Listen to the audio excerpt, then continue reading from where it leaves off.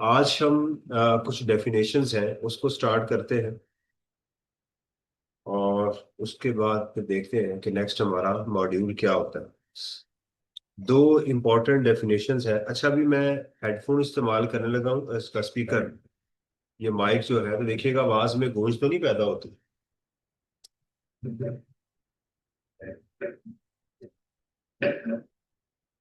देखिएगा अब आवाज क्लियर है, गूंज तो नहीं आ रही आवाज के अंदर। जरा बताइएगा प्लीज, आवाज में कोई गूंज या ठीक है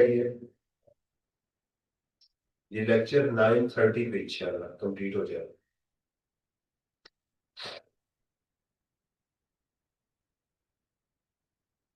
जी, मेरे माइक लगाने से आवाज में कोई डिस्टॉर्शन, कोई शोर, कोई इको तो नहीं आ रही आप लोगों को?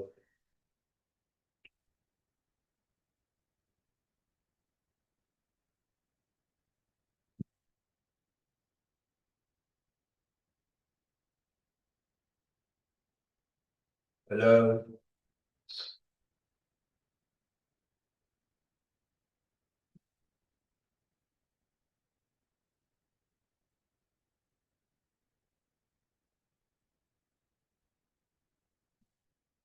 पार्शली क्लियर आ रही है मीन्स? पार्शली क्लियर से क्या मतलब है? सही नहीं है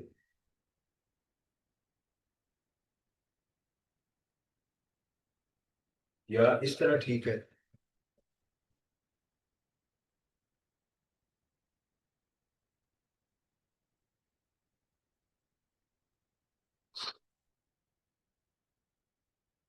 ये बताइएगा अब क्लियर है?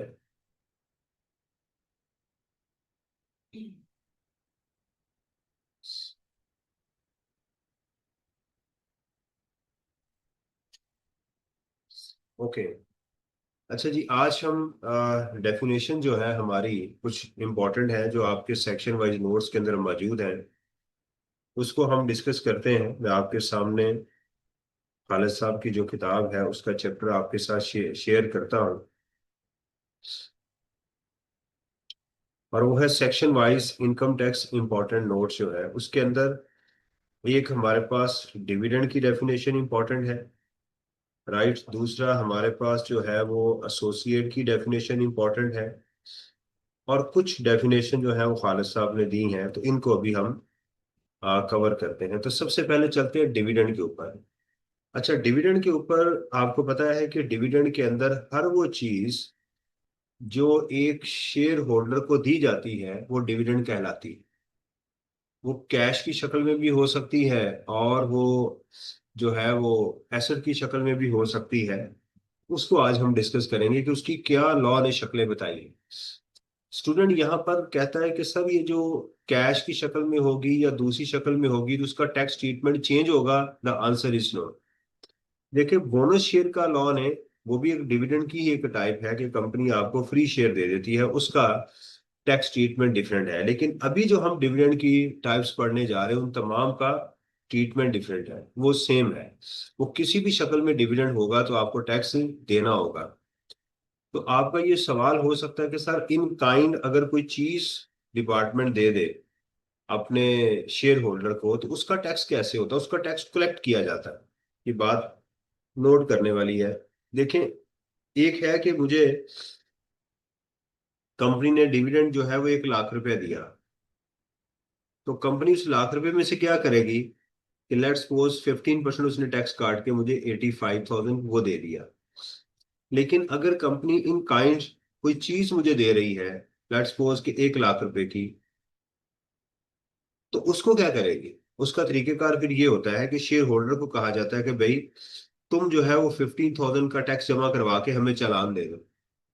तो एक्चुअली शेयर होल्डर को 1 लाख रुपया कंपनी ने दिया, इसके पास इन हुआ और 15,000 आउट हुआ, तो नेट फिर उसको 85,000 मिला। फिर ये तरीकेकार होता है। ये चीज हमें आज वो समझनी है कि लॉ ने क्या क्या चीजें हमें इसकी बताई हुई है। और डिविडेंड का क्या, डिविडेंड में अगर टैक्स माइनस हुआ हो तो वो माइनस हो सकता है? The answer is no. Income में से अगर आपका टैक्स माइनस हुआ हो तो उसको दोबारा क्या करते हैं, ऐड करते हैं। डिविडेंड में किसी भी इनकम में से अगर टैक्स माइनस हुआ हो तो क्या करना होता है, उसको ऐड करना होता है। अच्छा, उसको हमने ऐड करना होता है। नहीं कोई नहीं, ठीक है।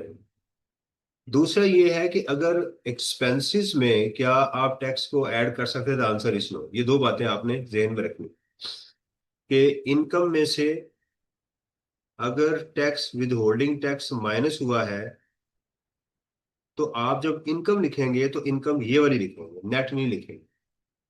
एक चीज, लेट्स सपोज कि आपकी 100 इनकम थी, उसमें से आपके 15 कट गए तो आपको नेट जो मिला वो कितना मिला हुआ है, 85। तो आपसे पूछा जाए आपकी इनकम कितनी है, तो आपकी इनकम ये वाली। ओके। इसी तरह अगर आपका एक्सपेंस हो, ठीक है, और एक्सपेंस में आपने ऐड किया हुआ टैक्स, लेट्स सपोज कि आपका एक्सपेंस था 75 और 15 रुपीज आपने टैक्स ऐड किया हुआ है, तो आपका टोटल हो गया 90। तो आपसे पूछा जाएगा मेरा एक्सपेंस कितना, तो आप कहेंगे ये वाला। यानी इनकम में एडवांस टैक्स माइनस नहीं होना और टैक्स में उसने ऐड नहीं होता, ये बात आपने जहन में रखनी। चले चलते हैं, हमारी जो पहली डेफिनेशन है।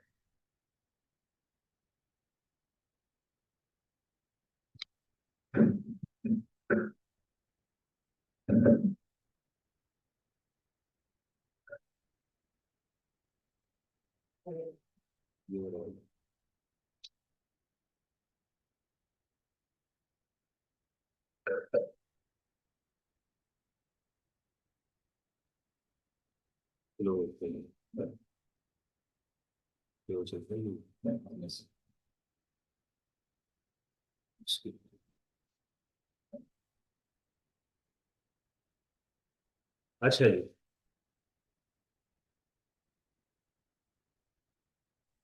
तो अब चलते हैं डिविडेंड की डेफिनेशन के ऊपर कि इसकी डेफिनेशन क्या है। कहते हैं जी, dividend includes any distribution by a company to its shareholder. Any, ये देखिएगा क्या है, कोई भी distribution by the company to its shareholder, कोई भी चीज की डिस्ट्रीब्यूशन देगा तो वो उसको क्या दिया जाएगा, डिविडेंड समझा जाएगा कि आपको ये डिविडेंड प्रॉफिट मिला है। इंक्लूडिंग, इसमें क्या चीजें हैं, ऑफ ऑल और part of its asset including money to the extent of accumulated profit. ये एक शर्त है कि वो जो उसका एक्यूमुलेटेड प्रॉफिट है उस तक जो है आप जो उसको देंगे वो क्या गिना जाएगा, डिविडेंड गिना जाएगा। क्योंकि देखें एक्यूमुलेटेड प्रॉफिट ही उसका होता है ना, इसलिए तो आप उस प्रॉफिट को ऐड करते हैं। अगर वो इक्विटी में ऐड करते हैं, क्योंकि वो कंपनी का बेसिकली होता नहीं है। आप जो है आपकी बैलेंस शीट के अंदर आप लिखते हो ना, कैपिटल, कैपिटल है आपका, लेट्स सपोज 100, तो आपकी रिटेन अर्निंग जिसको आप कहते हैं वो है लेट्स सपोज 50। तो आप कहते हैं कि शेयर होल्डर का इस वक्त 150 मेरे पास पड़े हुए हैं, तो इसलिए क्यूमुलेटेड प्रॉफिट क्योंकि वो होता उसी का है, वो आप उसमें जाके ऐड करते हो।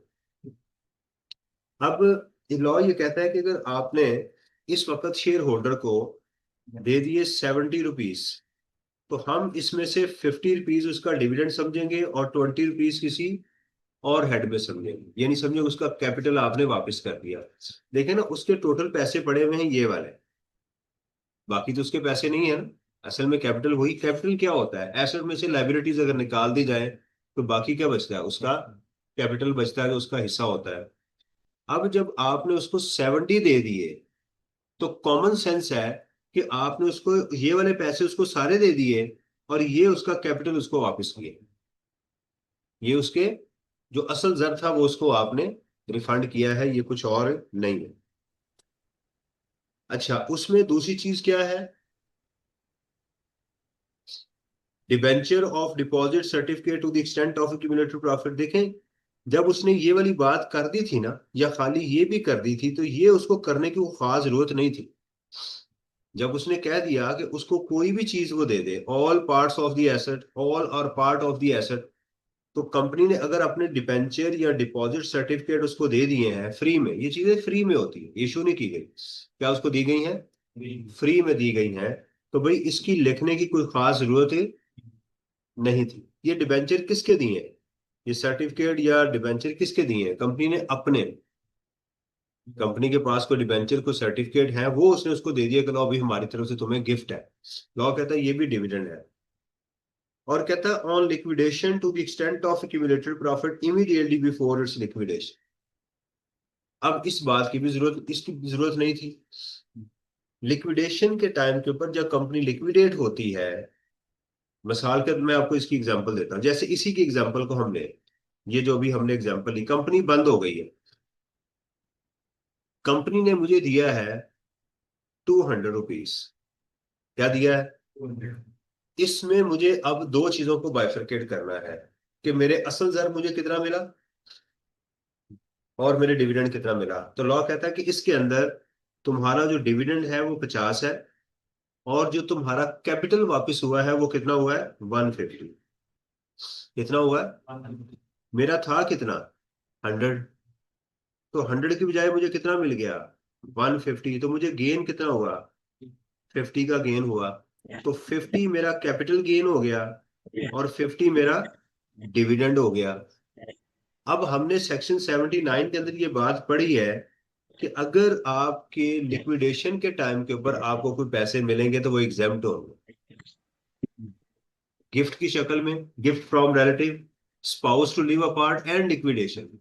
इसलिए मैंने उस वक्त उसको अच्छी तरीके से एक्सप्लेन नहीं किया था क्योंकि उसने यहां आना था। अब समझ आ गई। यानी आपसे पूछा जाए कि इस शख्स को जिसको 200 मिले हैं, जिसकी टोटल वहां पर मालियत जो थी वो 150 की थी, तो बताएं इसको कैपिटल गेन कितना हुआ। तो ये जो उसको पैसे मिले हैं अबव देन 150, वो क्या गिना जाएगा, उसकी सेल प्राइस ही नहीं। हाँ ये है कि है एग्जेम्प्ट, है ये, उसको 50 रुपए के ऊपर टैक्स देना, इस ओके, ये बात समझ आ गई। ये सारी रिपीटेशन है, असल बात ऊपर मुकम्मल हो चुकी थी ये वाली। कहता है on reduction of capital to the extent of accumulated profit, company अगर लिक्विडेट नहीं हुई, उसने उसको पैसे वापस किए हैं कि तुम्हारा कैपिटल हमने क्या कर दिया, रिड्यूस कर दिया है, उस सूरत में भी यही रूल होगा कि देखा जाएगा इसमें से डिविडेंड कितना है। वालेकुम अस्सलाम। उसमें देखा जाएगा डिविडेंड। इसी इसी एग्जांपल को हम लेते हैं, जरा दोबारा सुनिएगा। मैं अब इसी एग्जांपल को दोबारा कंटिन्यू करने लगा हूं। कंपनी ने मुझे कहा कि मुझे 50% आपको पैसे वापस करने हैं, आपकी असल जरा आपको वापस करना। पिछले केस में क्या था, इसमें 100% था ना, अब क्या है, वो कह रहे जी 50% हमने 200 रुपया वापस किया आपको। यानी अब आपका हमारे पास कैपिटल कितना है, 50 रुपये, हमने वो जो 50% शेयर था आपका वापस कर दिया। लॉ कहता है सबसे पहले इसमें से जो एक्यूमुलेटेड प्रॉफिट है वो डिविडेंड माइनस करो, वो कितना हो गया, 50। तो बाकी क्या बचा इसमें से, 150। हम कहेंगे उसको उसका असल जर जो था, उसका कैपिटल जो उसको वापस किया गया वो कितना हुआ, 150। वो था कितने का, 50 का, 100 की थी ना, आधा वापस हो गया तो कितना हो गया, 50। तो आपका कैपिटल गेन कितना हुआ, 100।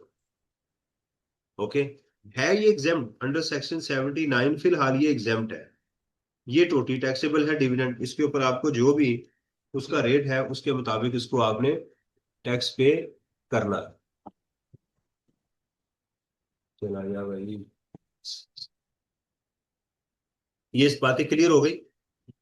इन चारों का जो मकसद है वो एक ही है कि अगर शेयर होल्डर को अपनी कंपनी अपनी जिंदगी में उसके पैसे जो वापस करेगी, उसके अंदर जो एक्यूमुलेटेड प्रॉफिट होगा उस हद तक जो चीजें उसको वापस की जाएगी उसका डिविडेंड गिना जाएगा। ये बात पहले चारों पॉइंट्स में एक ही थी। अगली बात डिफरेंट है।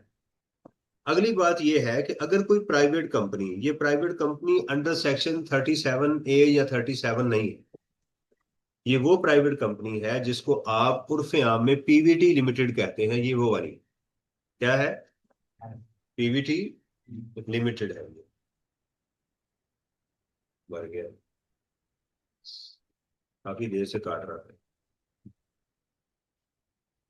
ये प्राइवेट लिमिटेड है, उसमें अगर कोई कंपनी शेयर होल्डर को कर्जा दे या एडवांस की शक्ल में या लोन, और साल का एंड हो गया उसने पैसे वापस नहीं किए, तो लॉ कहता है उस कंपनी को कि तुम इसका टैक्स जमा करवाओ। ओके, ये तो कर्जा है, वो कहता है बेशक कर्जा है, जब देगा फिर देखी जाए, फिलहाल इसके पैसे जमा करवाओ। मिसाल के तौर के ऊपर आप प्राइवेट कंपनी के शेयर होल्डर है, आपने 1 लाख रुपया कंपनी से लोन लिया, आपका ईयर एंड आ गया, आपने पैसे वापस हैं, तो वो आपकी कंपनी ने 15,000 रुपया जमा करवाना।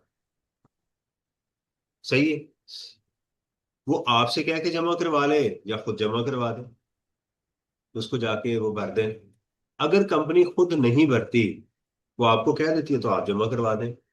तो जो कमिश्नर है वो कंपनी से भी ये पैसे ले सकता है, शेयर होल्डर से भी ले, दोनों को नोटिस जा सकता है।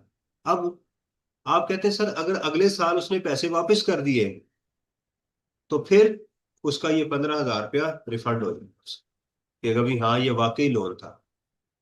साल के आखिर तक क्या समझा जा रहा है कि ये तुमने पैसे वापस नहीं करने, इसलिए इस पे टैक्स दो। लेकिन अगर उसने पैसे वापस कंपनी को कर दिए, तो फिर क्या होगा, उसका जो रिफंड है उसको क्लेम कर लेगा। रिफंड कैसे मिलता है वो आपको पता ही है, मुझे भी पता है, आपको पता है कि कंपनी बैठी हुई है, पैसे ऐसे रख के ना, बड़ी बड़ी बड़ी वेट्स नोट रखे हैं उन्होंने, जो आता है रिफंड, ये लो तुम्हारा रिफंड, उनको रिफंड मिल जाता है, आप जाते हैं फौरन ही रिफंड मिल भी जाता है ऐसे। अच्छा, आप कहते हैं सर अगर अगले साल कंपनी ने 3 लाख रुपया डिविडेंड डिक्लेयर कर दिया और उसे कहा कि लाख रुपया तुमसे लेना था, ये 2 लाख और ले लो, डिविडेंड कितना था, 3 लाख रुपया, तो अब इसको क्या वो 3 लाख पे टैक्स देगा या 2 लाख पे देगा, 2 लाख, क्योंकि 1 लाख पे ऑलरेडी वो टैक्स है। तो कितनी शक्लें मैंने बताई हैं आपको, पहली शक्ल कि वो पैसे वापस नहीं करता, तो ये बन जाएगा, उसका टैक्स बन जाएगा। दूसरा कि वो पैसे वापस कर देता है, तो ये पैसे रिफंड में चले जाएंगे। तीसरी शक्ल मैंने बताई है कि उसको डिविडेंड आगे वाकई डिक्लेयर होता है और उसमें से वो एडजस्टमेंट कर लेती है कंपनी। सही है, तो फिर जो है वो जो एडजस्टमेंट होगी उसके ऊपर दोबारा वो टैक्स नहीं देगा। चौथा ये है कि वो कंपनी दोबारा डिविडेंड डिक्लेयर करती है और एडजस्टमेंट नहीं करती, तो फिर उसको पूरा टैक्स देना पड़ेगा। इन चारों में एक ही बात है कि अगर आप कंपनी का पैसा वापस नहीं करेंगे, तो आपका डिविडेंड बन जाएगा, दैट्स इट। बाकी सारी मैंने कहानियां सुनाई है सारी की सारी।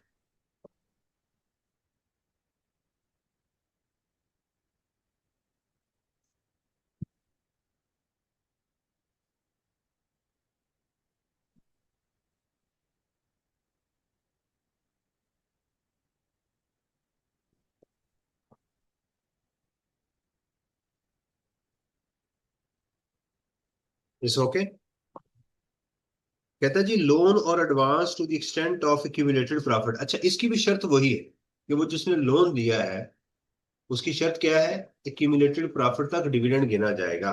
बस इसी एग्जांपल को अगर कंटिन्यू करें कि उसका कैपिटल 100 है और रिटेन अर्निंग कंपनी की 50 है, मैंने लोन लिया है 300 रुपीज, अब ये पैसे वापस करूं ना करूं, इसमें से 50 रुपए पे मुझे टैक्स देना, 350 रुपए पे tax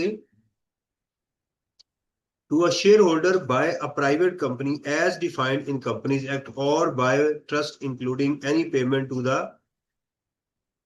shareholder for his individual benefit, shall be treated as dividend, right? हाँ, अगर उस कंपनी का काम ही कर्जा देना है तो फिर इसको डिविडेंड नहीं समझेंगे।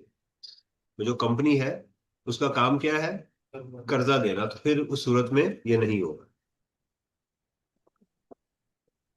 अच्छा जी, इफ द अबव लोन और advance is repaid the company then the person is entitled to a refund of tax, ये मैं आपको बता चुका हूं। Subsequent dividend declared by the company shall not be treated as dividend if the payment of dividend is set off against advance or loan already treated as dividend। अगर company ने उसको set of कर लिया तो फिर वो नहीं होगा। आखिरी इसमें जो डेफिनेशन में चीज है वो ये है, अगर कोई फॉरेन कंपनी है, राइट, और उसकी ब्रांच पाकिस्तान में मौजूद है, ब्रांच कहाँ है, और कंपनी फॉरेन, वो ब्रांच जो है वो कंपनी को पाकिस्तान से बाहर पैसे क्या करती है, रिमिट करती है, भेज देती है, यहां से ट्रांसफर करती है। लॉ ये कहता है कि उसका जो remittance of profit after tax जो है वो उस कंपनी के लिए क्या गिना जाएगा, डिविडेंड गिना जाएगा, कि उसने तुम्हें डिविडेंड दिया। मिसाल के तौर के ऊपर कि एक पाकिस्तान में है नेस्ले, इसका प्रॉफिट आफ्टर जो टैक्स है वो है 100। एक ये है पीके लिमिटेड, पाकिस्तान में कंपनी काम कर रही है, असल नेस्ले है लेट्स सपोज अमेरिका में, यूएस के अंदर। ये इसको 400 यहाँ से, जी जी, 400 रुपया इसको पाकिस्तान से इसको भेज देती है। तो लॉ कहता है कि नेस्ले के लिए जो 100 है ना वो हम डिविडेंड गिनेंगे। क्या गिनेंगे? 100 डिविडेंड गिना जाएगा। मैं इसको जरा समराइज करता हूं।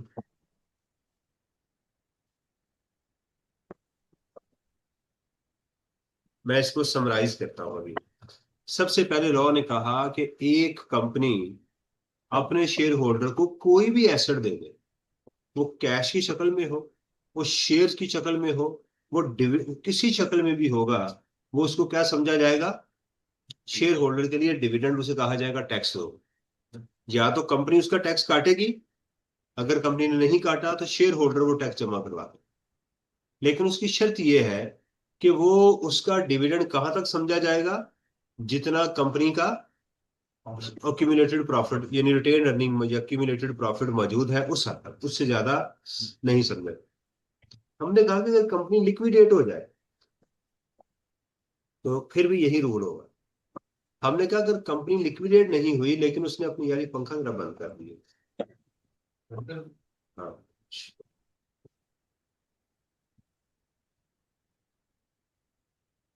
श्योर होता है ना मुझे, असल में वो भी मैंने, स्टूडेंट कहते हैं कि उससे श्योर आता है।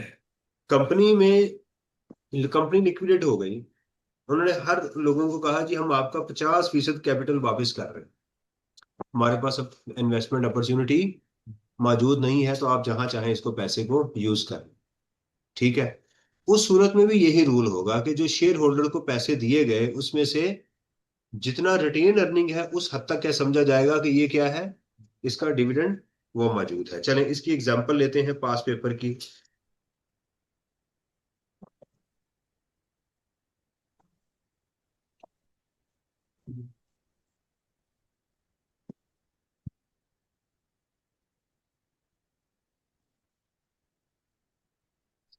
ये देखिएगा, कहता जी यू आर, देखें नीचे रिक्वायरमेंट ना हो तो क्या करते हैं, रिक्वायरमेंट नॉर्मली क्वेश्चन के ऊपर गिवन होती है। कहते हैं you are a tax partner in a local firm of chartered accountants, you have been approached by some of the client for opinion on the possible tax implication of certain matters under the ordinance made there to discuss the tax implication treatment in the following independent cases। दो तीन होंगे लेकिन एक आपको दिया गया है। On 31st of July, Noble private limited received a notice from officer of inland revenue. कौन सी कंपनी है private? Officer of inland revenue कौन होता है? टैक्स वाले। इनलैंड रेवेन्यू क्या होता है? Income tax, sales tax, FED and CVT, इनको इनलैंड रेवेन्यू कहते हैं। Asking it to deposit withholding tax of this in respect of a loan of this which was provided by NPL to one of its shareholder on 31st of December। NPL's accumulated profit at the time of provision of the loan amounting to rupees this। उन्होंने जो loan provide किया था वो ये था। उन्होंने कहा भाई इतना टैक्स जमा करवाओ। किस पे ले रहे हैं अब देखिएगा, 25 मिलियन इंटू 15% करें,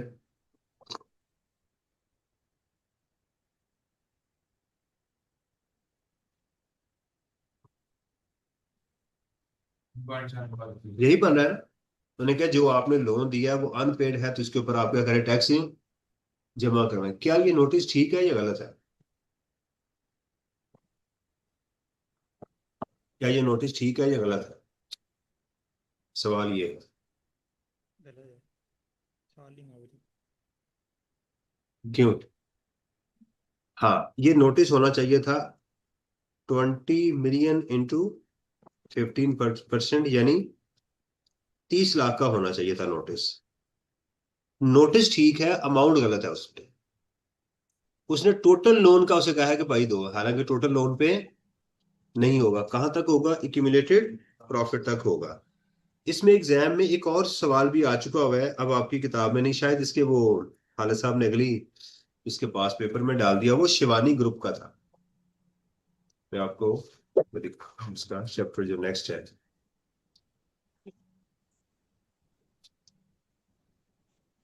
आज मच्छर लाडियां कर रहा है साहब।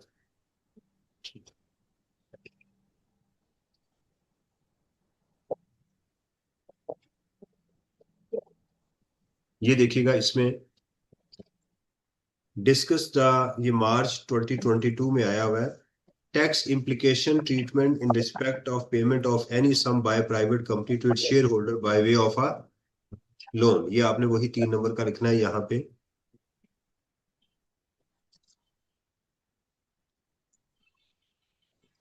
ये मुझे डिविडेंड का एक था इसमें।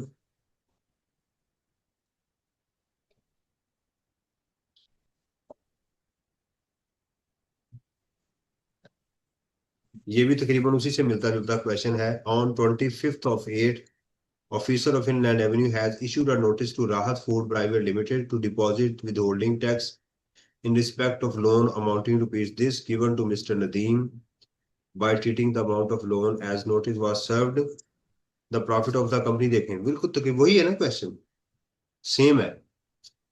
यही क्वेश्चन है कि उसको दरबार बनता कितना बड़ा है। छोटे इसका दरबार 50% है। बारिशाल हाँ, 1.8। उसको नोटिस कितने का गया हुआ है? आया दरबार जा ठीक है, रहा हम कहेंगे दरबार नोटिस ठीक है, उसमें अमाउंट गलत है। आया भी नोटिस ठीक है, दरबार उसमें बारिशाल अमाउंट गलत है।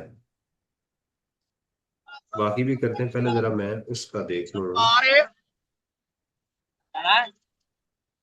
दरबार आया दरबार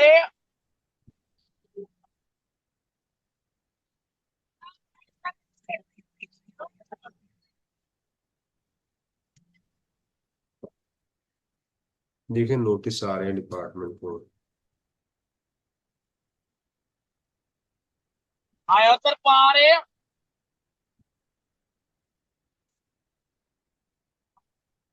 ये देखिएगा शिवानी ग्रुप का, ये मैं ढूंढा। हाउ मच अमाउंट, ये देखिएगा, दरबार how much of the amount received by Shewani group is dividend, please explain your answer. 4 number का ये क्वेश्चन है।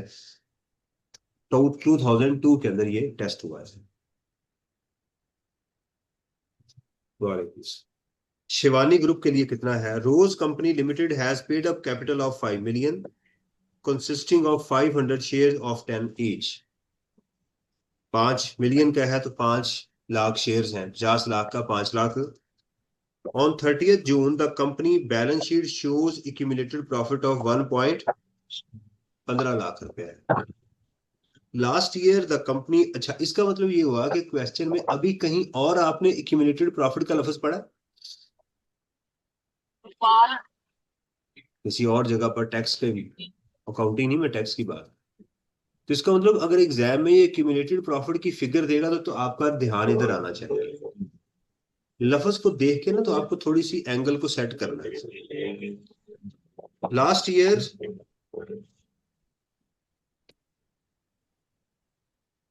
जी अस्सलाम वालेकुम।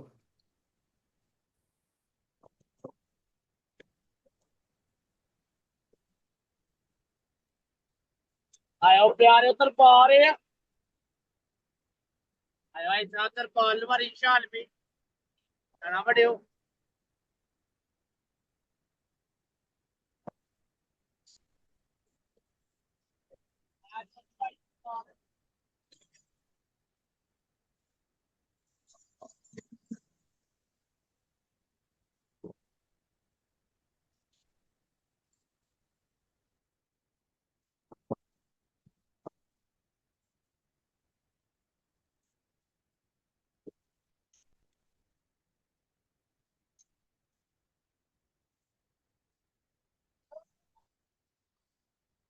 दरबार दरबार आया भाई ये दरबार मामा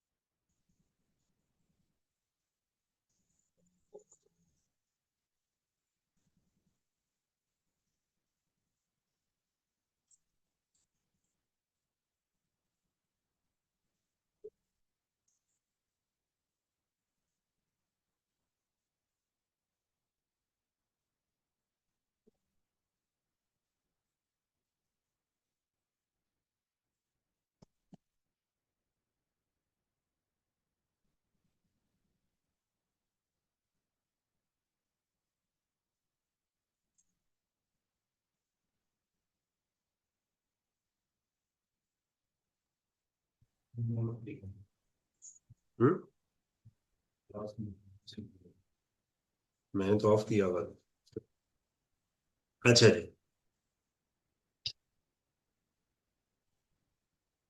ओके। तो इसमें वो कहता जी 15 लाख रुपए का क्या था, उसमें एक्यूमुलेटेड प्रॉफिट था। Last year the company also created a reserve of 1 million for the issue of bonus share. देखिए ये लाइन फजूल है, बोनस शेयर का रिजर्व क्रिएट करना, प्रोविजन वगैरह, इसका हमारे साथ कोई इशू। तो आपने जो ऐसी वियर्ड सिचुएशन हो, अजीब सी हो, उसको देखा करें यार, इसका मैं क्या करूं। पढ़ा नहीं है तो सिर्फ परेशान होने की जरूरत नहीं है। The company has to be liquidated, the official liquidator realised 6.5 million. Company के पास देखें कैपिटल कितना है, 5 मिलियन कैपिटल है, और उसमें 15 लाख रुपया क्या है, तो उसकी जो इक्विटी है वो कितनी है, 6.5 मिलियन। और उसने रियलाइज भी 6.5 मिलियन ही कर लिया हुआ है, उतने पे ही उसने बेच दिया। नॉर्मली ऐसा होता नहीं है। And distribution among the share holder he was made at the rate of 13 पर शेयर। उसके पैसे कितने थे, 10 रुपए। पैसे कितने वापस मिले हैं, 13 रुपए के। सही हो गया। अब जरा देखना है, अगर आपको कहा जाए कैपिटल गेन कैलकुलेट करें, तो आप क्या करेंगे, आप 13 में से 10 माइनस करके कहेंगे 3 रुपए का उसको कैपिटल गेन आ गया, जो कि गलत है, क्योंकि कंपनी हो रही है लिक्विडेट। ये उसने शेयर्स बाहर नहीं बेचे। देखें, दोबारा फर्क सुनना है। अगर शेयर होल्डर कंपनी उसके शेयर्स को रिडीम करे, इसको रिडम्पशन कहते हैं, इसको सेल नहीं कहते। क्या बोलते हैं, रिडम्पशन। इसके लिए टेक्निकल लफ्ज होता है रिडम्पशन।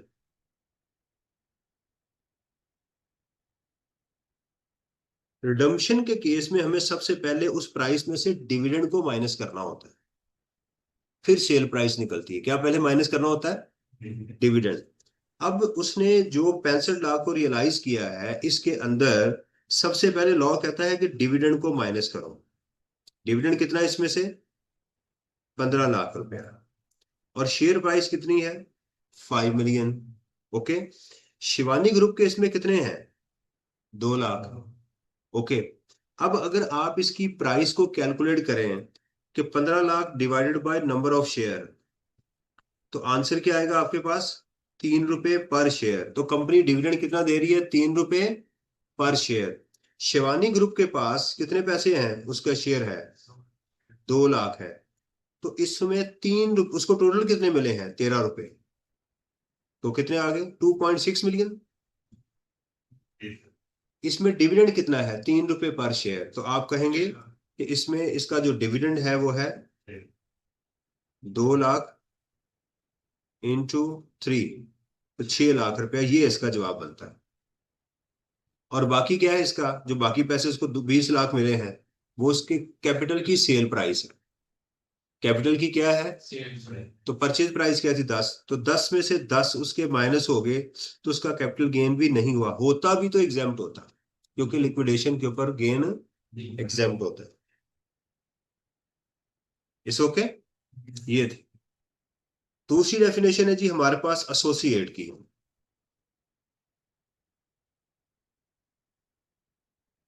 ये आ गई एसोसिएट की डेफिनेशन। एसोसिएट की डेफिनेशन ऑलमोस्ट सेम है जो कि सेल्स टैक्स में मौजूद है। एसोसिएट की डेफिनेशन सेल परचेज में ज्यादा मौजूद होती है। अगर आप अपने एसोसिएट को कोई चीज बेचेंगे तो उसकी सेल प्राइस मार्केट वैल्यू ली जाती है, एक्चुअल प्राइस नहीं ली जाती। पहली चीज तो ये एसोसिएट की डेफिनेशन इसलिए भी इंपॉर्टेंट है। एसोसिएट की डेफिनेशन इसलिए भी इंपॉर्टेंट है कि आपने एम्प्लॉय की डेफिनेशन में एम्प्लॉयमेंट रिलेशनशिप में ये वर्ड पढ़ा होगा, स्कॉलरशिप में ये लफ्ज यूज किया होगा। यानी एसोसिएट का लफ्ज बार बार लॉ में इस्तेमाल होता है कि एसोसिएट जो होते हैं ये टैक्स में मिलके क्या करते हैं, टैक्स चोरी करने की कोशिश करते हैं। यानी अगर एक एम्प्लॉयर अपने एम्प्लॉय को या उसके एसोसिएट को कोई बेनिफिट देगा तो ऐसे समझा जाएगा जैसे किसको दिया गया है, एम्प्लॉय को दिया गया। इसी तरह अगर आप किसी अपने एसोसिएट को चीज बेचते हैं, मिसाल के तौर के ऊपर आप कहते हैं जी मेरी जो सेल प्राइस है वो है 10, जबकि उस एसेट की फेयर मार्केट वैल्यू जो है वो 8 है, तो आप 8 लेंगे, 100 नहीं लेंगे। ये एक स्पेशल केस है जिसके अंदर जब आप अपने एसोसिएट को चीज बेचते हैं क्या करते हैं, तो उस वक्त fair market value which ever is higher नहीं लिया जाता, विच एवरेज हायर नहीं लिया जाता, ये बात याद रखो। अच्छा एक और जगह भी है जहां मैंने बताया था कि फेयर मार्केट वैल्यू नहीं लेनी, आप बता सकते हैं वो कौन सा है? मैंने एक लॉ में और जगह बताई थी जहां पर फेयर मार्केट वैल्यू नहीं लेते, सोचें जरा।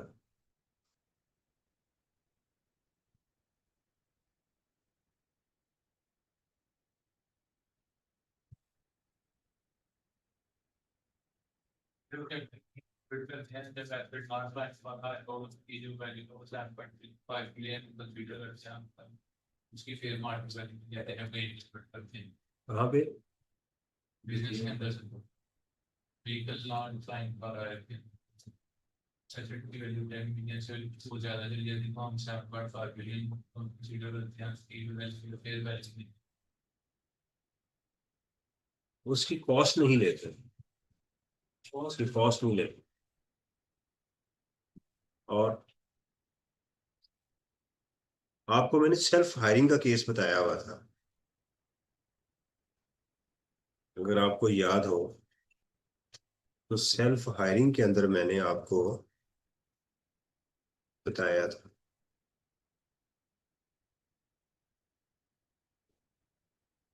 सैलरी मैंने इनकम फ्रॉम प्रॉपर्टी में बताया था आपको।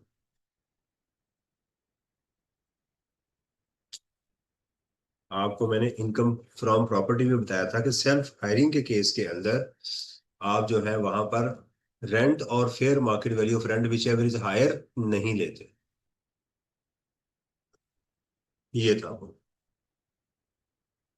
एसोसिएट की डेफिनेशन है जी, 2 person shall be associate where one may reasonably be expected to act in accordance with the intention of the other। अगर कोई एक शख्स किसी दूसरे के कहने पे कोई काम करता है तो उसको क्या समझा जाएगा, एसोसिएट। और both persons may reasonably be expected to act in accordance with the intention of the third person. यानी दो भाई हैं ए और बी, ये दोनों एक दूसरे का कहना मानते हैं तो हम कहेंगे ये एसोसिएट। लेकिन दरमियान में इनका बाप है मिस्टर एक्स, अगर ये खुद एक दूसरे की बात नहीं मानते लेकिन अपने बाप पे कहने के ऊपर दोनों कोई काम करते हैं तो फिर भी क्या है, एसोसिएट कह रहा है। यानी आपस में या किसी के कहने पे बात मानते हैं तो इनको क्या बोला जाएगा, एसोसिएट कहा जाएगा। सबसे पहले उसने ये डेफिनेशन बताया। इसके लिए रिश्तेदार होना कोई जरूरी नहीं है, कोई भी दो शख्स जो एक दूसरे की बात मानते हैं वो लॉ में क्या है, associate. One person sufficiently influences either alone or together with associate the other person। कोई बंदा एक या किसी के साथ मिलके किसी और के ऊपर इफेक्ट देता है तो उसको भी क्या कहेंगे, उनको आपस में एसोसिएट कहा जाएगा। One person enters into a transaction directly or indirectly with the other who is resident of zero tax area. अगर कोई शख्स जो है वो किसी ट्रांजैक्शन में डायरेक्टली या इनडायरेक्टली होता है कि किसी ऐसे पर्सन के साथ जो जीरो टैक्स एरिया में मौजूद है, तो इनको भी एसोसिएट समझा जाएगा। जीरो टैक्स एरिया कोई ऐसा इलाका जिसके अंदर टैक्स नहीं है, एक शख्स वहां कारोबार करता है, डीलिंग्स करता है, तो लॉ कहता है इनको भी एसोसिएट समझा जाएगा। क्यों? बताएं क्यों समझा जाएगा? क्योंकि वो जो चीजें आप इसके अंदर एक दूसरे को ट्रांसफर करने का टैक्स ना लगे। टैक्स से आप छूट ले सकते हैं, चीजें महंगी खरीद सकते हैं और चीजें क्या है, महंगी बेच सकते हैं। एक जोन है जहां पर टैक्स नहीं है, मैं उसे कहता हूं चीज है 20 रुपए की, तुम मुझे 50 की बेच दो, तुम्हें कौन सा टैक्स लगना है? तुम्हें फायदा क्या होगा? तुम्हें फायदा ये होगा कि तुम्हारी वाइट इनकम बढ़ जाएगी, तुम्हारा प्रॉफिट बढ़ेगा, तुम्हारे पास वाइट कैश आ जाएगा। मुझे फायदा ये होगा कि मैं जब इस चीज को आगे बेचूंगा 60 रुपीज की, तो मेरा सिर्फ 10 रुपए का गेन डिक्लेयर होगा। तो तुम्हें फायदा, तुम्हें तो टैक्स लगना नहीं है। तो दोनों ने मिलकर क्या किया, टैक्स चोरी। देगा असल में उसको 20 रुपए ही, लेकिन ट्रांजैक्शन कितने की शो कर रहा है, 50 रुपए की। तो इसलिए कहा गया कि अगर कोई शख्स किसी जीरो रेट के अंदर, ऐसा जीरो टैक्स एरिया है उसके अंदर काम करता है, तो ये दोनों आपस में क्या गिने जाएंगे, असो। वो लाख पिटे में वो कहेंगे नहीं, आप डेफिनेशन के मुताबिक क्या हो, एसोसिएट हो। क्या इंप्लॉय और एम्प्लॉयर आपस में एसोसिएट होते हैं? The answer is no. कहेंगे सर एम्प्लॉय तो हमेशा यस बॉस ही करता है। सर आप ऑर्डर लगाएं, वो 50-50 मैंने देखा तो उसको फोन आता है उसके बॉस का, तो जब वो नहाने जाता है उस वक्त तो आपको पता है कि ये मोबाइल वगैरह नहीं होते थे, तो उसने फोन जो था वो जब नहाने जाता है तो वॉशरूम के बाहर रख लेता है कि बॉस की कॉल आ गई कहीं मिस ना हो जाए। तो उसने साबुन लगाया होता, कॉल आ जाती है तो जनाब वो कॉल फौरन अटेंड करता है। तो बॉस से पूछता है कि सर आप हुक्म करें, मैंने साबुन लगाया हुआ है, अगर आप कहेंगे तो मैं पानी डालूंगा, वरना अभी मैं निकल के आपका काम करूंगा। ताबेदारी की ये हालत होती है नौकरी के अंदर। लॉ कहता है ये आपस में एसोसिएट नहीं होते। जॉब की वजह से आप और आपके एम्प्लॉय और एम्प्लॉयर आपस में एसोसिएट नहीं होते। ले जी, इसके अलावा कौन एसोसिएट होते हैं? रिलेटिव्स आपस में एसोसिएट होते हैं। एओपी के मेंबर आपस में एसोसिएट होते हैं। क्या कंपनी के मेंबर भी एसोसिएट होते हैं? शेयर होल्डर भी आपस में एसोसिएट होते हैं? Answer is no. अच्छा, आप जरा बात सुनिएगा, ये जो बात की जा रही है इसको पता नहीं क्या प्रॉब्लम हो रही है।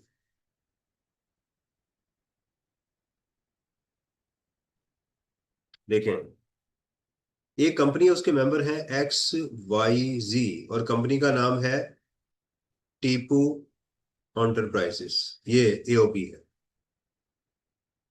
लॉ ये कहता है ये सारे आपस में एसोसिएट है। ये क्या आपस में, लेकिन क्या फर्म और ये आपस में भी एसोसिएट है या नहीं है? नहीं।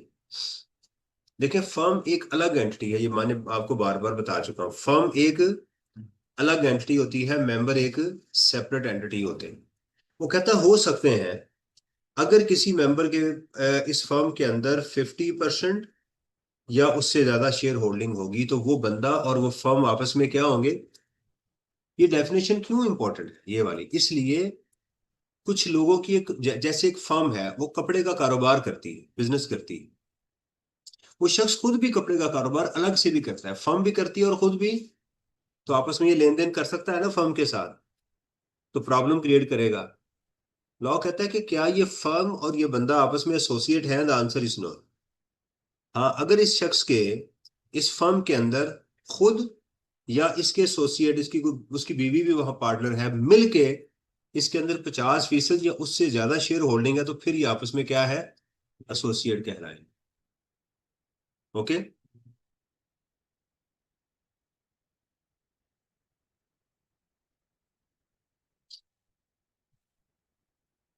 इसी तरह ट्रस्ट और उसके बेनिफिशियरी भी आपस में एसोसिएट होते हैं। जैसे शौकत खानम हॉस्पिटल है प्लस इमरान खान, ये आपस में क्या है, एसोसिएट है। शेयर होल्डर का भी यही असूल है, शेयर होल्डर आपस में एसोसिएट नहीं होते, लेकिन शेयर होल्डर और कंपनी आपस में एसोसिएट हो सकते हैं। रूल वही है जो एओपी का और इसका है। क्या दो कंपनीज भी आपस में एसोसिएट हो सकती हैं? वही रूल होगा। Two companies where a person either alone और together with his associate control in both companies 50% और मोर वोटिंग पावर्स। मसलन दो कंपनीज हैं, एक है हाकू लिमिटेड और एक है बाकू लिमिटेड, और इसमें एक है तंबाकू लिमिटेड। तंबाकू मिस्टर तंबाकू कर लेते हैं, ये है मिस्टर तंबाकू है। इसके इधर 60% इसके शेयर्स हैं और इसके अंदर इसके 70% है। तो ये दोनों कंपनीज आपस में क्या है, एसोसिएट कहलाएंगी। फिर दोबारा पहली डेफिनेशन पे आ जाएं। अगर दो पर्सन किसी तीसरे के कहने पे काम करते हैं तो आपस में क्या होंगे, एसोसिएट। मिस्टर तंबाकू जो है वो बाकू के अंदर भी मेजर है और यहां पर भी मेजर है। तो अगर ये हाकू को कहेगा कि ये चीज बाकू को बेचो और बाकू को ये इससे खरीदो, तो नहीं खरीदेंगे वो, क्योंकि डिसीजन तो इसका होना है। तो फिर हम पहली डेफिनेशन में चलेंगे। ओके, तो ये चीज है। तो ये सारी डेफिनेशन जो है ये बड़ी इंपॉर्टेंट है। रिलेटिव किसको कहते हैं? रिलेटिव कहते हैं एंसेस्टर को। एंसेस्टर कौन होता है? अबाउज, अबाउजदा। डिसेंडेंट कौन होते हैं? आपकी औलाद। Of any of the grandparents और an adopted child of the individual और स्पाउस ऑफ द इंडिविजुअल, उसकी जो बीवी जो होती है। The spouse of the individual और any of the person specified in, ये आपस में भी एसोसिएट होते हैं, उनकी बीवियां भी आपस में एसोसिएट होती है। इनको रिलेटिव्स कहते हैं। दो डेफिनेशन हो गई हमारी।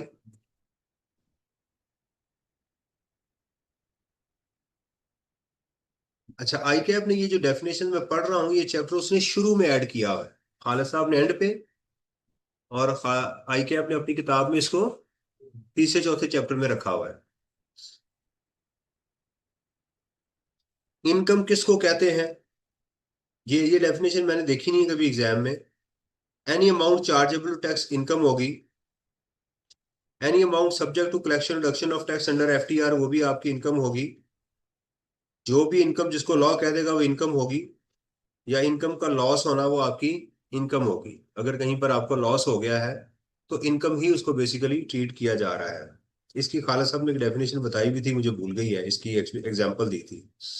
ऑफिसर ऑफ इनलैंड रेवेन्यू कौन होता है? Means additional commissioner, deputy commissioner, assistant commissioner, inland revenue audit officer.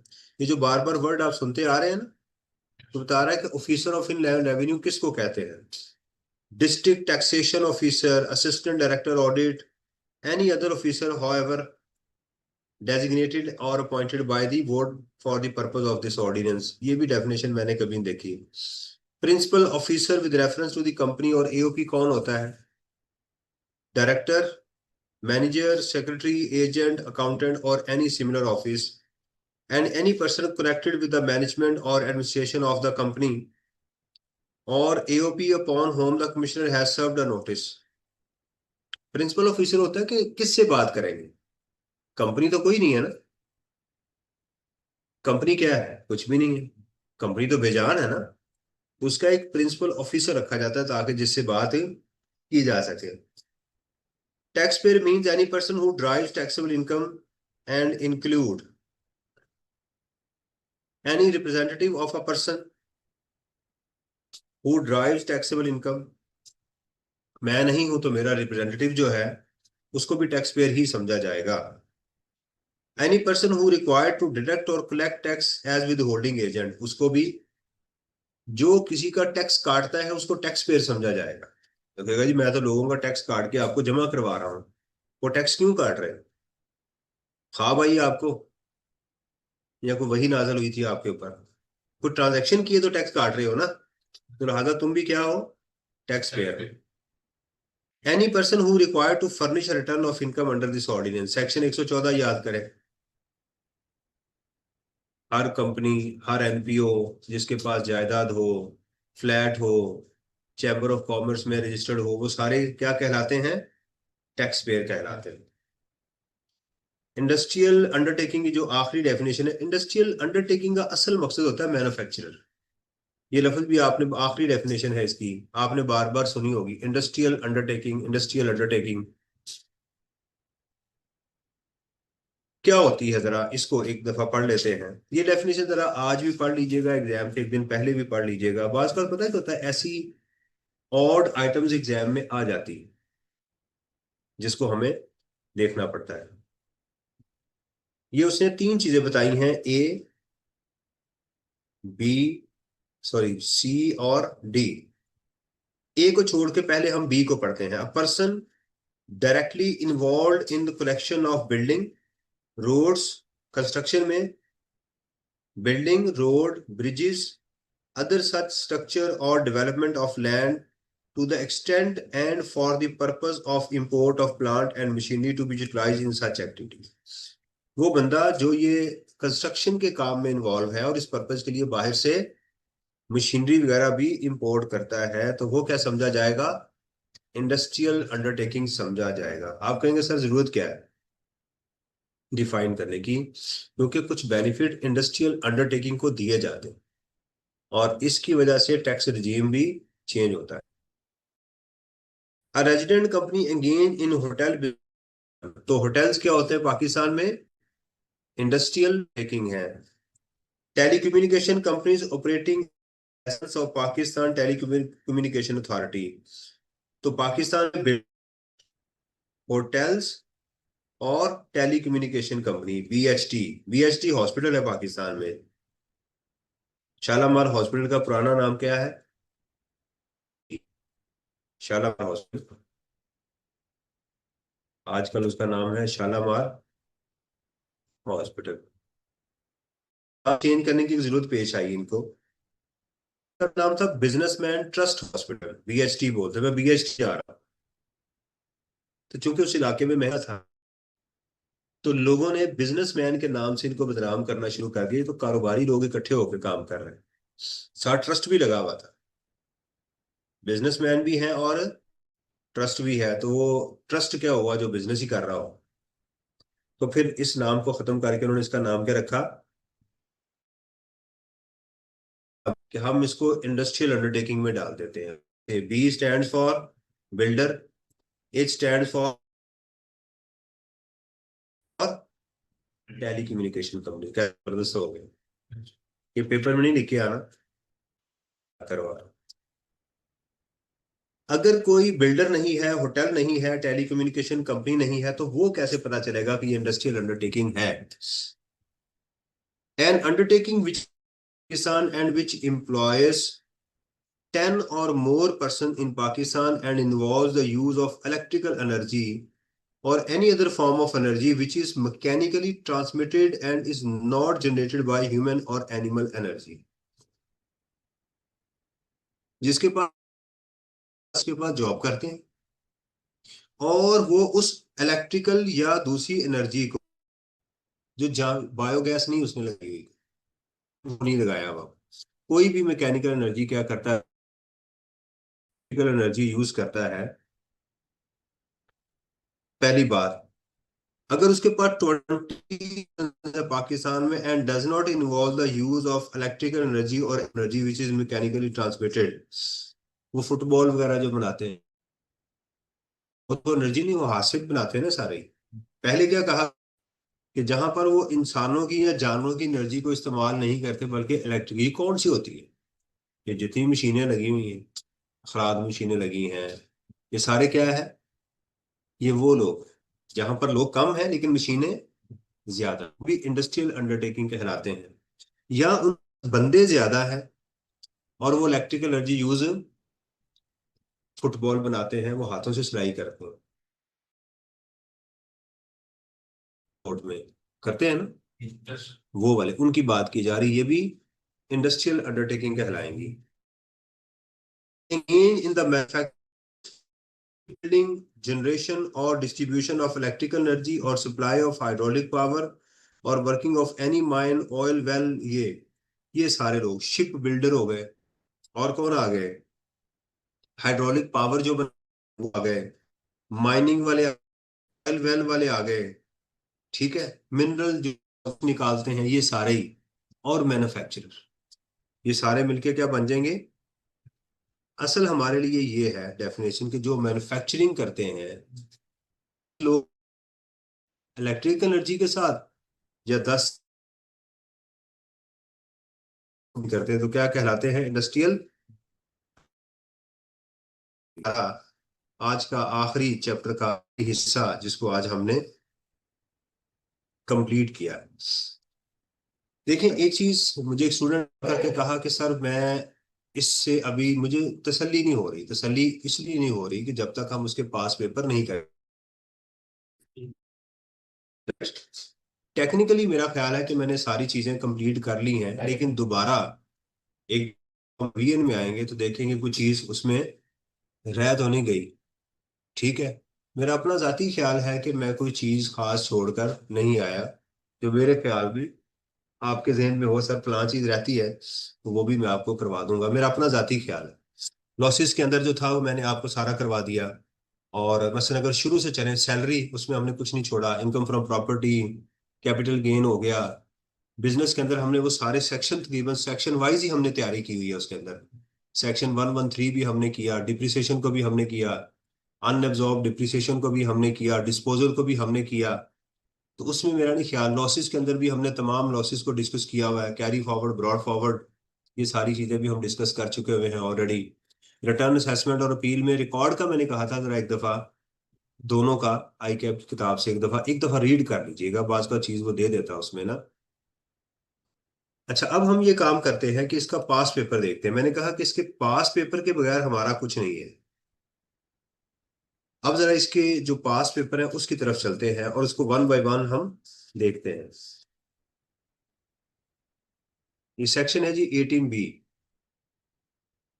देखिए, आपके अंदर जो जो ये करते जाएंगे ये आपके अंदर कॉन्फिडेंस बिल्टअप होता जाएगा। पास पेपर ही आपको कॉन्फिडेंस देंगे।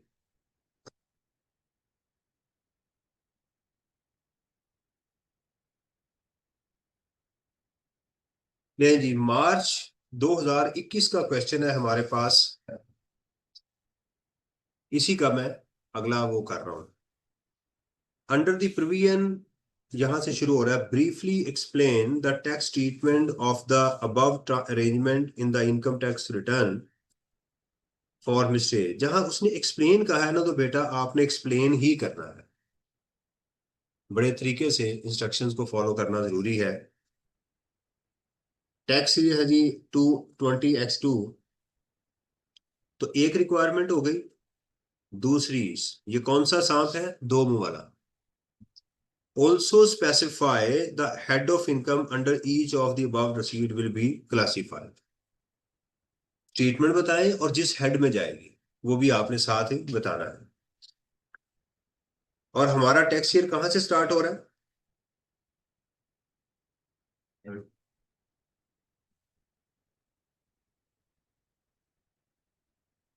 फर्स्ट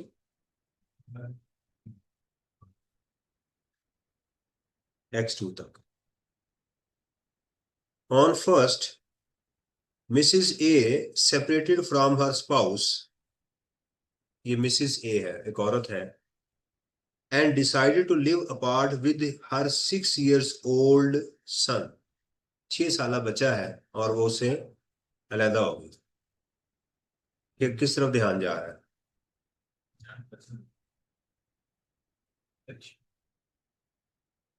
मैं समझा, आप कहेंगे कि सर बेवा का ख्याल करना चाहिए तो मैं भी शादी कर सकता हूँ। ये टैक्स की बात करें ना, नेकी बाद में करेंगे, पहले टैक्स की बात करें। बेबी जो अपने और से लादा में किसी भी चीज के लादा वो चीज बना के हमको हाँ, दो चीजें हैं, रिलेटिव भी होती है वो, लेकिन एक चीज याद रखें, जब उसकी तलाक होगी फिर वो रिलेटिव नहीं रहती, फिर वो आ जाएगी स्पाउस टू लिव अपार्ट। तो दोनों को एग्जेम्पशन होती है।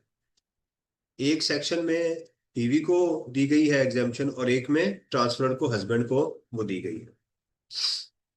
Below are the extract of clauses from the agreement to live apart. A will pay 50,000 in cash every month to his spouse. अपनी बीवी को हर महीने 50,000 रुपया वो देगा कैश की शक्ल में। क्या होगा बताएं? क्यों? मतलब वो ज्यादा हो। भाई आप टैक्स की बात करें, जज्बाती ना हो। नान नफका नहीं, आप जज्बाती ना हो। ये बताएं कि टैक्स में कहीं नान नफका कहा गया एग्जाम्प्ट होगा?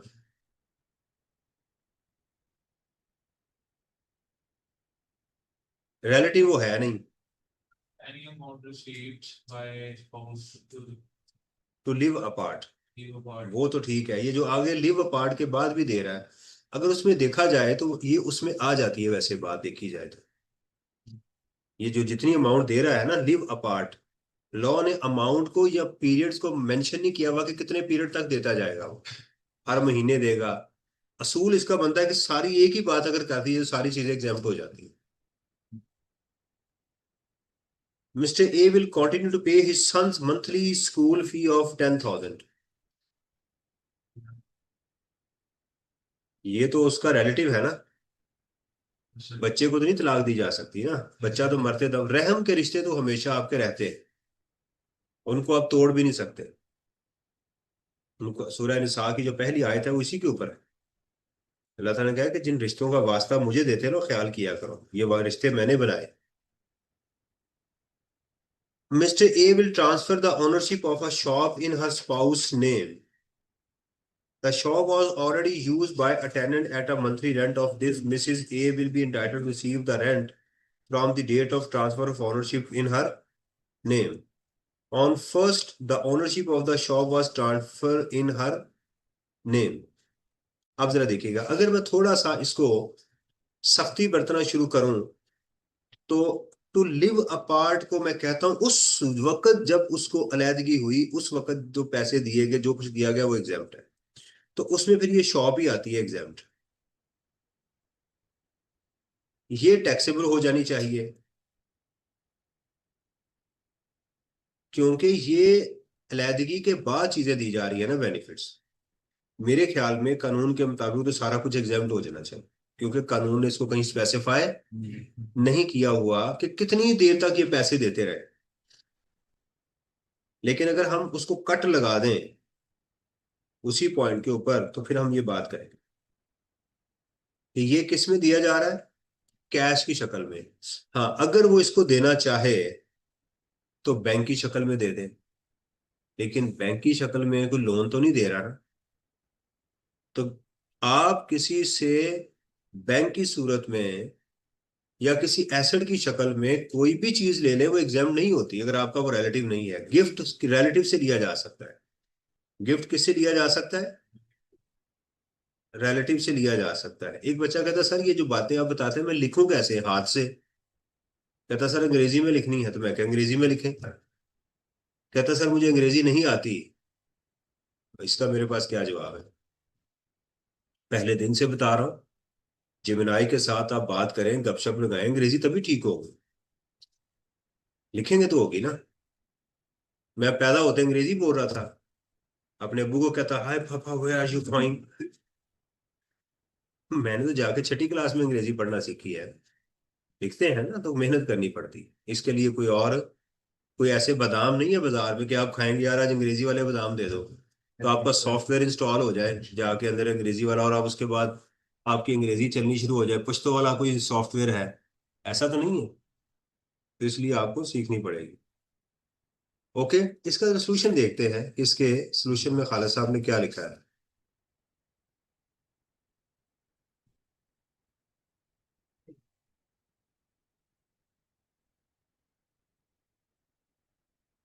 ये देखिएगा,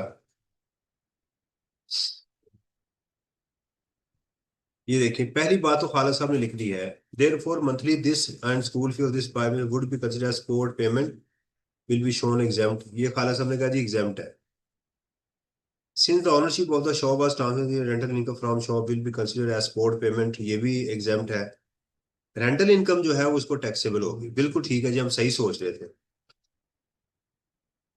सारी की सारी क्या है, वो जो किराया आएगा उसका वो एग्जाम नहीं होगा, वो तो इसको मिल रहा है ना, फिर मालिक बन गई दुकान। जब इसको मिल गई उसके बाद जो रेंट आना शुरू हुआ है वो किसको मिल रहा है? देखिए, एक दुकान मिली है और उसमें किराएदार भी मिला है। मैंने एक दफा एक दुकान खरीदी, में 7 टेनेंट थे। तो जिस बंदे ने मुझे शॉप बेची, वो बिल्डिंग बेची, तो उसने मुझे कहा कि यार तुम्हें मुबारक हो, तुम्हें किराएदार ढूंढना ही नहीं पड़ेगा।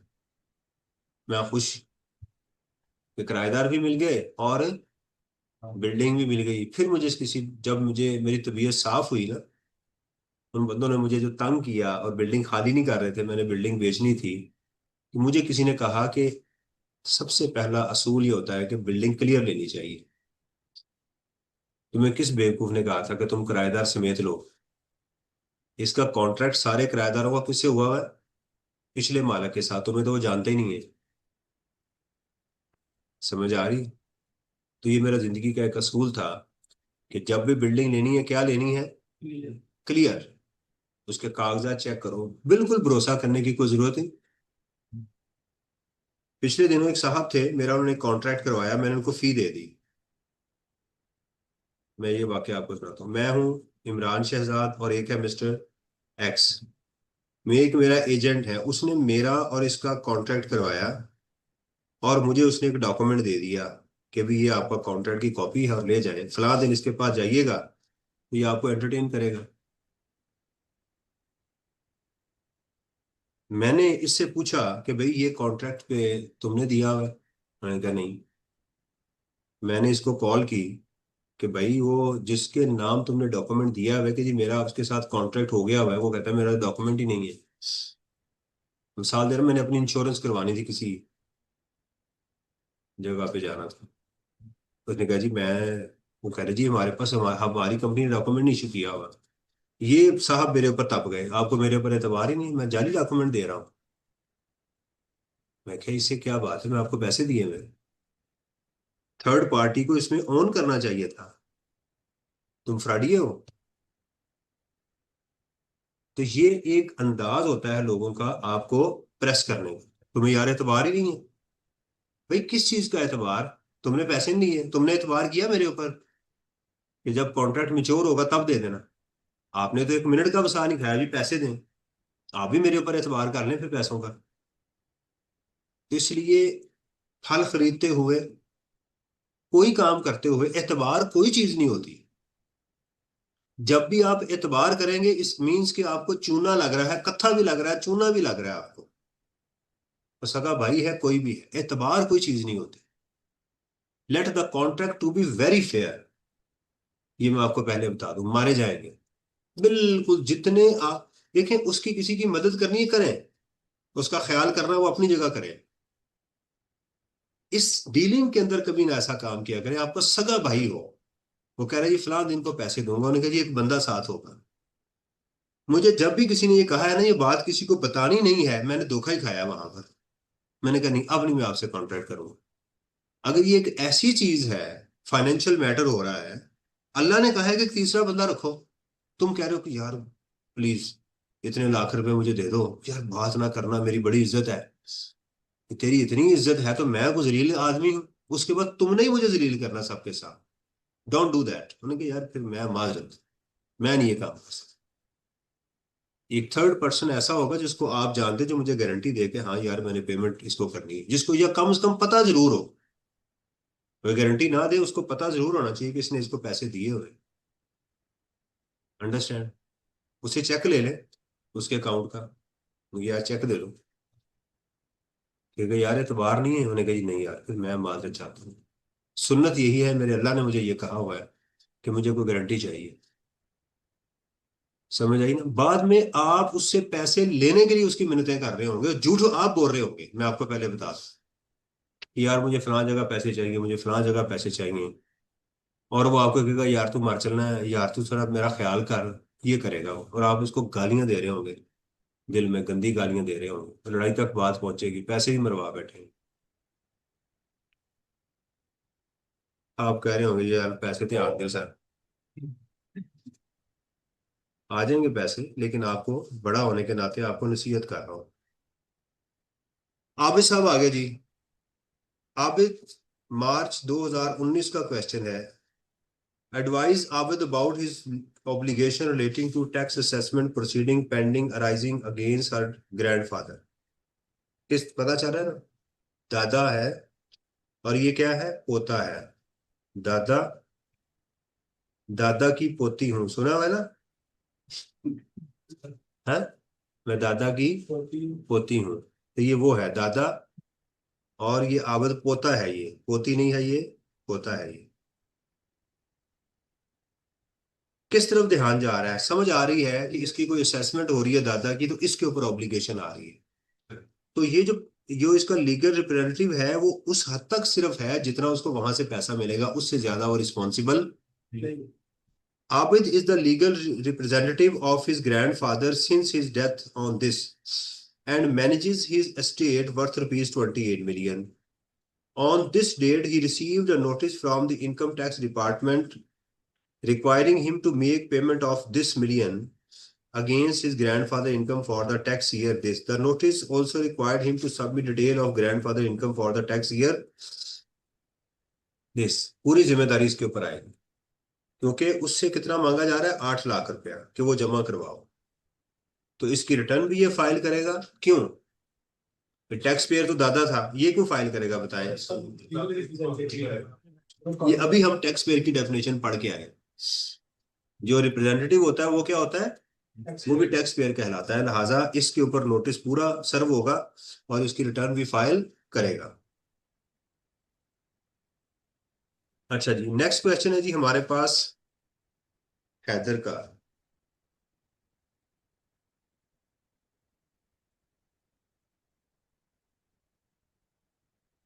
Haider included in active tax payer list. Inactive नहीं है, ये है in active tax payer list. Was carrying on business as a cloth. On this, there was a fire in the shop and the entire stock of cloth costing this was destroyed. The insurance company refused to pay the claim. Consequently, Heather ceased his business on this. उसने कारोबार को बंद कर लिया। जब कारोबार बंद किया जाए इनकम टैक्स में, तो क्या दो चीजें मैंने पढ़ाई। एक तो उसने नोटिस देना है, दूसरा ये हो सकता है उसने कारोबार सेल कर दिया हो। तो सेल में भी दो चीजें मैंने पढ़ाई है।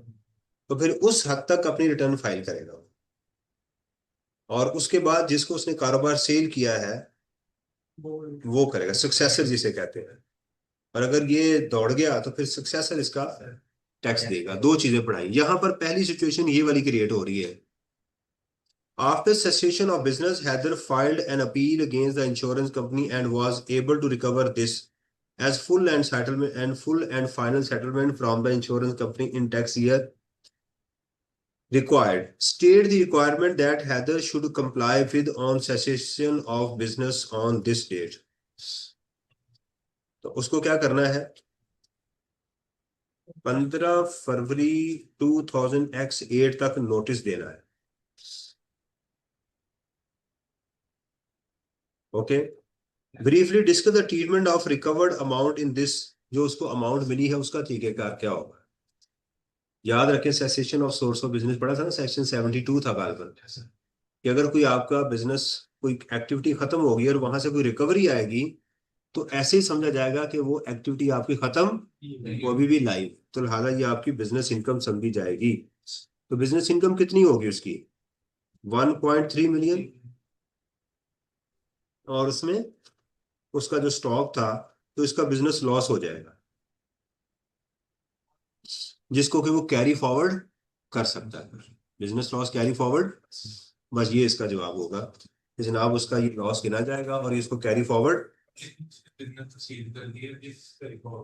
यही तो हमने पढ़ा था सेक्शन 72 के अंदर, कि अगर कोई एक्टिविटी बंद हो जाए और उसके बाद उससे कोई प्रॉफिट या गेन या कोई लॉस जनरेट हो तो समझा जाएगा कि अभी वो एक्टिविटी लाइव है, जिंदा है। आप लॉस को कैरी फॉरवर्ड कर लें, कल को दोबारा कारोबार अगर शुरू करते हैं तो आपका वो आपकी बचत है ना। ये जितना आपका लॉस है, अगर आप फिर रिकवर करें आप उसे, आप उसको हर साल रिटर्न, हाँ रिटर्न फाइल करें, क्योंकि सेक्शन 114 कहता है कि अगर कोई शख्स अपना कैरी फॉरवर्ड लॉस क्लेम करना चाहता है उसको रिटर्न फाइल करनी चाहिए, इसको रिटर्न बंद नहीं करनी चाहिए। कल को कोई भी कारोबार शुरू करे तो इसका लॉस एडजस्ट कर ले। आप कहते सर अभी वो क्लॉथ का करता है, बाद में क्रॉकरी का कर ले, तो क्रॉकरी में एडजस्ट कर ले। लॉ ने ये तो नहीं कहा कि क्लॉथ का क्लॉथ में ही होगा, क्रॉकरी में से नहीं होगा। कोई ऐसी बात तो नहीं है, कारोबार का कहा है, बिजनेस कोई भी हो आप उसमें एडजस्ट करें। ओके, ये कर लिया हमने मिस्टर शिवानी वाला। अच्छा, अब आप मुझे जरा बताएं आपकी सेंस क्या कहती है, इसको पढ़ के जरा।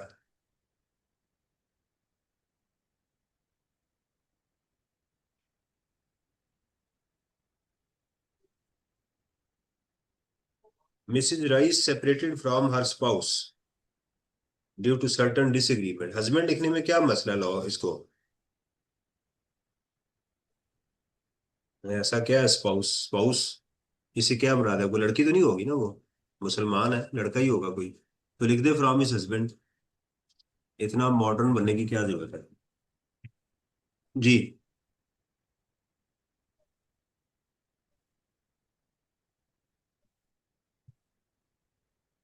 अच्छा, लैदगी में घर मिलता है, आपने कभी नोट किया, मैंने जितने भी क्वेश्चन देखे हैं ना,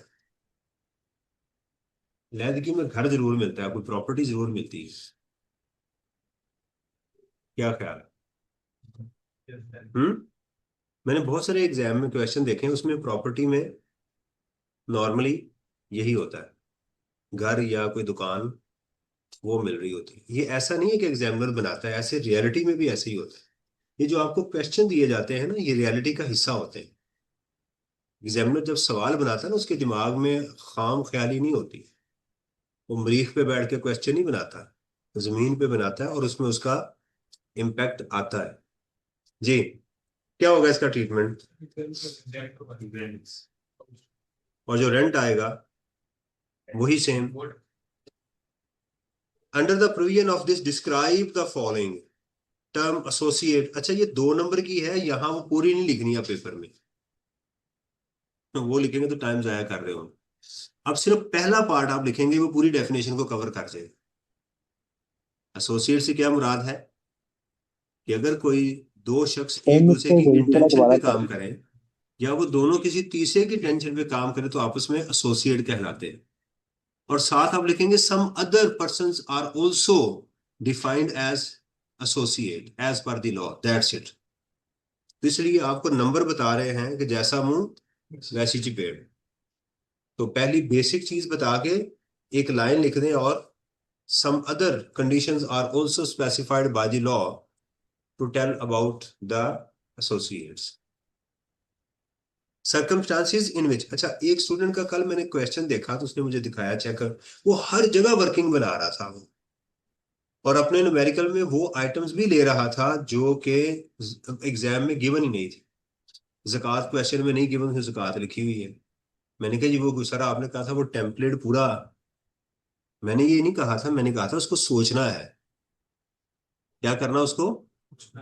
एक बंदा था ना, तो उसने नकल मारी, उसको किसने दी पर्ची, उसने कहा यार उसमें से सब कुछ लिख के आए हो, कहता हर चीज लिखी है, उसमें वो जो हाथ का निशान था ना, मैं वो भी सही बना के आया। समझ आई।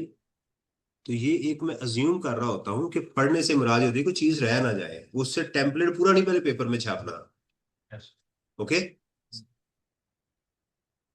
circumstances in which a member of an AOP and AOP may be regarded as associate, वो क्या circumstances है, या वो जो मेंबर है 50% वो और उसके एसोसिएट के साथ मिलके फर्म के अंदर उसकी shareholding. Situation which member of an AOP person may not be regarded as associate, इसका उलट लिख दें, which members of an AOP, तो कोई भी सिचुएशन नहीं, होता ही नहीं है वो। सिचुएशन क्या लिखनी है, कोई भी सिचुएशन, कहता मेंबर आपस में एसोसिएट कब होते हैं, उनके होते ही नहीं है, यही इसका जवाब है। मेंबर्स आपस में एसोसिएट होते ही नहीं। ओके,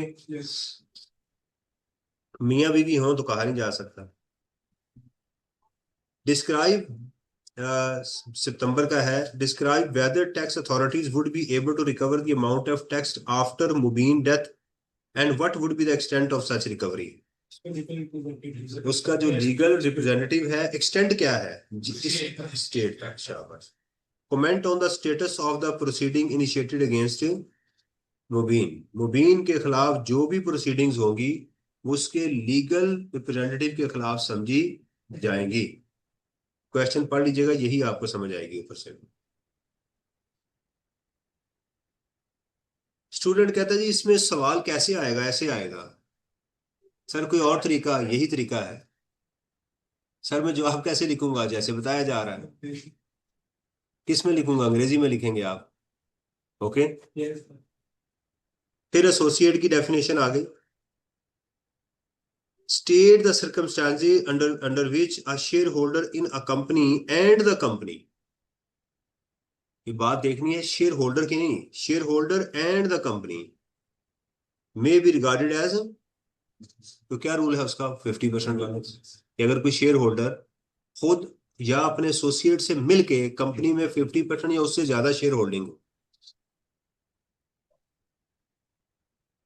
स्टूडेंट कहता सर वो पब्लिक कंपनी में भी तो 50% वाला रूल था ना शेयर होल्डिंग का।